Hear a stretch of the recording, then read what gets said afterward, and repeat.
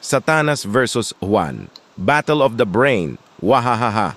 May tatlong lalaki ang nasa sa jeep. Yung driver isang guro at si Juan. Nawala ng kontrol ang sinasakyan nila kaya nahulog sila sa bangin.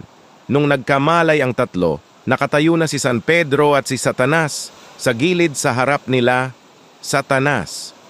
Dahil napupuno na ang langit, napagkasunduan namin ni San Pedro na limitahan na lang ang papasok dito.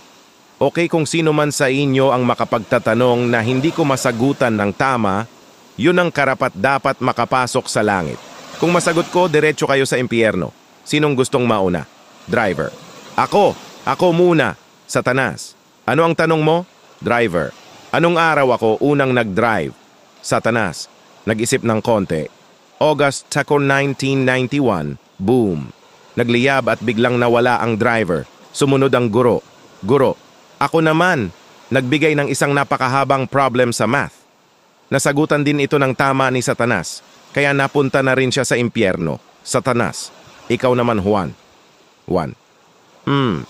Sige, kumuha ka ng upuan at butasan mo ng 7 butas. Satanas. Aba, inutusan pa ako. Pero sige, dahil naiintriga ako sa pinapagawa mo, kumuha si Satanas ng upuan at nilagyan ng 7 butas. Umupo si Juan at umutot sa upuan. Juan.